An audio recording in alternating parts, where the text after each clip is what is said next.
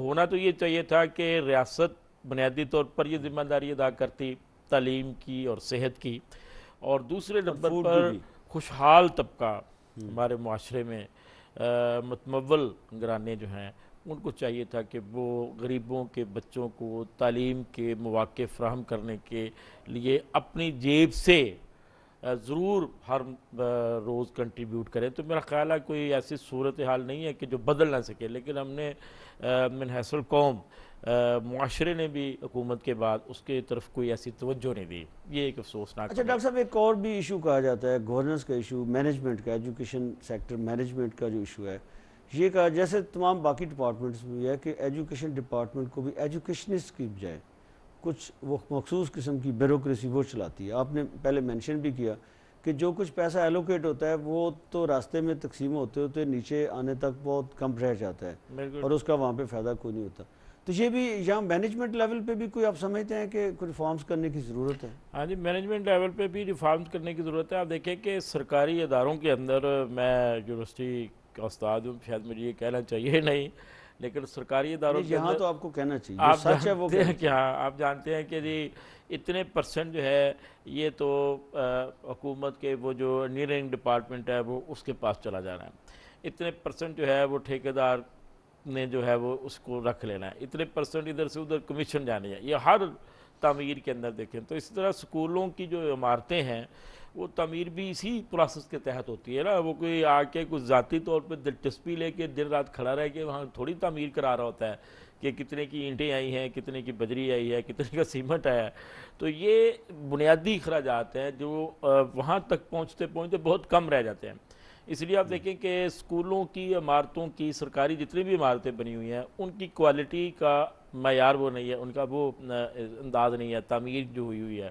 اسی لیے آپ یہ دیکھیں کہ پھر اس کے بعد حکومت نے تعلیم پر جو خرچ کیا ہے اسکولوں میں، پرائمری اسکولوں کے اندر دور دراز جتنے دور افتادہ دیہاتوں میں اسکول ہیں ان میں بنیادی سہولتیں ہی میسر نہیں ہیں، اور وہاں پر ٹیچر نہیں جاتا ہے، وہاں پر کمرے نہیں ہیں، وہاں پر کمرے ہیں تو اسکول میں پڑھنے والی بچیوں کے لیے ٹائلٹ نہیں ہیں. اس طرح کی بنیادی سہولتوں سے وہ محروم ہیں لوگ، اس لیے بھی وہاں پر تعلیم کا وہ معیار ہو ہی نہیں سکتا. پھر یہ ہے کہ یہاں پر جو شہر میں لوگ رہتے ہیں، ٹیچر بن جاتے ہیں، ان کو اگر آپ کہیں کہ آپ نے گاؤں میں جا کے تعلیم دینی ہے تو وہ نہیں جائیں گے، بلکہ وہ اپنے گاؤں کو چھوڑ کے آ کے شہر کا ایڈریس دے دیتے ہیں کہ جی میں یہیں پر رہتا ہوں، میرا مستقل پتہ یہی ہے. تو یہ بھی ایک ایسا ٹرینڈ ہے کہ دیہاتوں کے جو لوگ ہیں، جو 70% ہماری آبادی ہے، وہ تعلیم کی دولت سے محروم ہے. یعنی وہ سہولتیں جو شہر میں میسر ہیں وہ جو وہاں شہر پہ میں نہیں میسر ہیں. ہیں وہ دیہاتوں میں نہیں ہیں. جی تو ڈاکٹر یہ صاحب ایک اس طرح بہت جاتے بڑا ہیں، میں گیپ چاہتا ہے ہوں کہ ہمارے. ویورز کو بھی ہم اس میں شامل کر لیں، اگر کوئی کویشچن کرنا چاہے آپ کو جی جی تو ان کو میں فون نمبر نوٹ کروا دوں. ہاں جی، نوٹ کرو. فون نمبر پلیز ڈسپلے بھی ہو رہا ہوگا، 042535917240. آپ اس پہ ہمیں کال کر سکتے ہیں. میں اگین ریپیٹ کرتا ہوں، 0423591724. جی ڈاکٹر صاحب، جی آپ نے یہ بات کی، یہ آگے آپ وہاں پہ یکساں نظام تعلیم کے ہر شہری کو ایک طرح کا نظام تعلیم یا معیار تعلیم میسر ہو، اس میں رورل اربن بھی ہے، اور ایون شہروں میں بھی اگر دیکھا جائے تو بہت زیادہ فرق ہے، بہت مختلف طرح کے ہم نے یہاں ایک ہی پہ. شہر کے اندر کئی طرح کے. تو یہ آیا یہ یوزفل ہے یا یہ اس پہ بہت کنٹروورسی ہے؟ کچھ لوگ کہتے ہیں جی نہیں، آپ کو ایک کلاس ایسی ضرور پیدا کرنی چاہیے. ہر بندہ تو وہ کوالٹی ایجوکیشن آپ حاصل نہیں کر سکتا، لیکن جو لوگ افورڈ کر سکتے ہیں ان کے لیے ایسے ادارے ہونے چاہیے، اور جو لوگ نہیں کر سکتے ان کے لیے دوسرے پبلک سیکٹر ادارے یا اور اس طرح کے ادارے موجود ہونے چاہیے. لیکن یہ ہے کہ پبلک سیکٹر کے ادارے جو ہیں ان کا معیار بہتر بنانا بھی بڑا ضروری ہے. اب پبلک سیکٹر کے ادارے جو ہیں وہ تو ہم سمجھتے ہیں کہ یہ تو بس اللہ کے توکل پر چل رہے ہیں. گورنمنٹ کا ادارہ ہے جی بس ٹھیک ہے، بلکہ ٹیچرز کو آپ نے کہتے سنا ہوگا آپس میں کہ بس میرا وظیفہ لگا ہوا ہے، میں ہر مہینے جاتا ہوں، تنخواہ لے آتا ہوں. تو اسکول میں وہ جاتے نہیں ہیں. اسی طرح حال کچھ کالجوں کا بھی تھا، یونیورسٹیوں کا بھی تھا، لیکن کالجوں کی طرف حکومتوں نے بہرحال توجہ دی ہے اور بڑا نوٹس لیا ہے، تو ان کی صورتحال تو بہتر ہوئی ہے. لیکن اسکولوں کی صورتحال ابھی بہتر نہیں ہے. اصل چیز تو بنیادی یونٹ جو ہے وہ تو اسکول ہے، کیونکہ بچے نے جب جانا ہے وہ تو اسکول میں جانا ہے. اسکول کی حالت بہتر ہوگی تو اس کو آگے پڑھنے کا حوصلہ ہوگا. اور اسکول کی حالت جو ہے وہ بڑی بہتر بنانے کی ضرورت ہے، وہاں پر کوالیفائڈ ٹیچر ہوں اور پھر ڈیڈیکیٹڈ ٹیچر ہوں۔ ابھی مجھے بتا رہا تھا کوئی کہ کاموں کی میں اور گجرات میں کچھ تجربے ہوئے ہیں کہ جو ٹیچر جو ہیں جن کا رزلٹ اچھا ہوتا ہے، جن کی اٹینڈنس 100% ہوتی ہے، ان کو انسینٹیو دیا جاتا ہے، اور وہاں کے شہری جو ہیں وہ ایک پبلک اسکول کے ٹیچرز کو انسینٹیو دیتے ہیں، ان کو پتہ نہیں فنڈ اکٹھے کر کے کوئی انعامات دیتے ہیں ہر سال، لوکل کمیونٹی لوکل انہوں نے اپنے کمیونٹی۔ آپ تو اس سے بڑی ایک خوشگوار حیرت بھی ہوئی کہ آج کے دور میں شہری بھی دیکھے اس پبلک اسکول کی حالت زار کو بہتر بنانے کے لیے کوئی کنٹریبیوٹ کر رہے ہیں۔ یہ رویہ ہمارے ہاں کم ہو گیا ہے کہ ہم سمجھتے ہیں کہ یہ گورنمنٹ کا کام ہے۔ یہ بھی ایک آپ کی بات بالکل ٹھیک ہے کہ معاشرے کو بھی کچھ کرنا چاہیے، ہم ساری چیزیں حکومت پر ڈالتے جاتے ہیں، تو ہم سمجھتے ہیں گورنمنٹ کا کام ہے، گورنمنٹ ہی ان پبلک اسکولوں کی یہ جو گورنمنٹ اسکول ہیں ان کی حالت بہتر بنائے گی، اور گورنمنٹ کو چاہیے کہ یہ سارا کچھ کرے، ہمارا کام تو کوئی نہیں ہے۔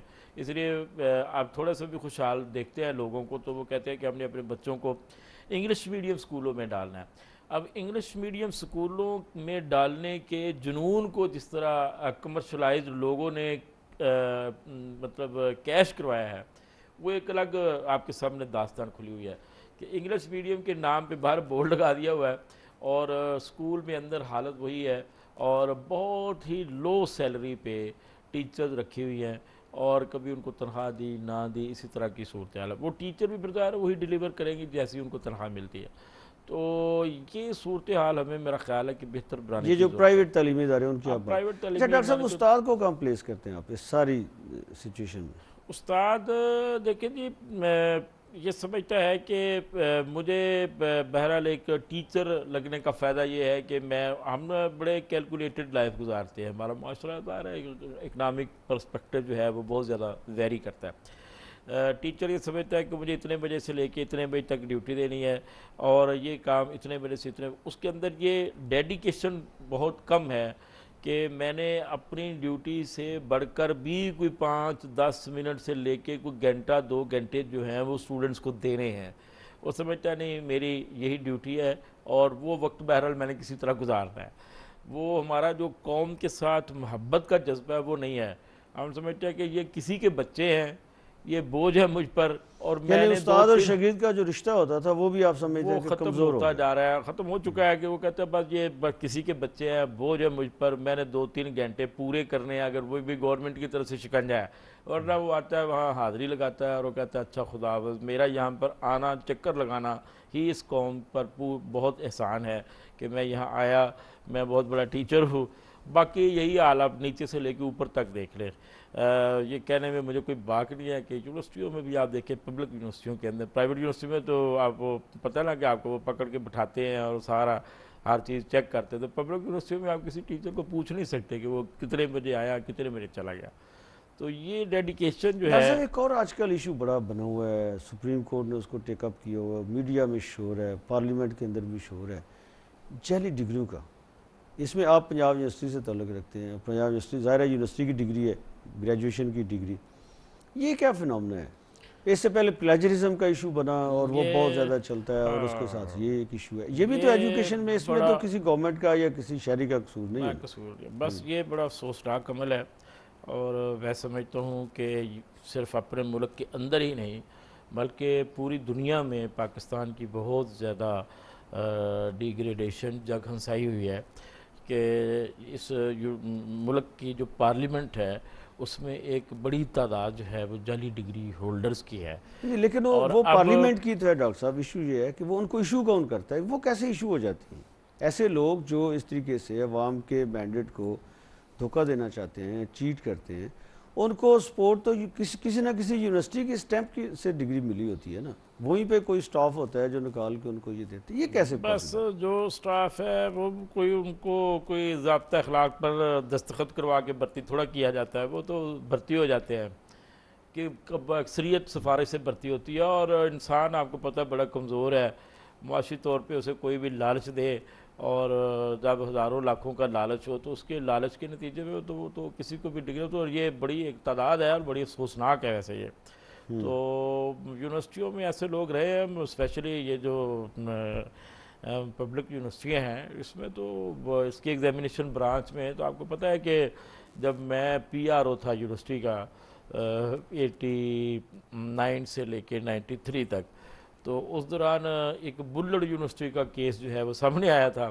وہ کوئی اقبال بلڑ تھا جو اس بلڑ یونیورسٹی کا وائس چانسلر تھا، اور وہ جعلی ڈگریوں کو کاروبار کرتا تھا.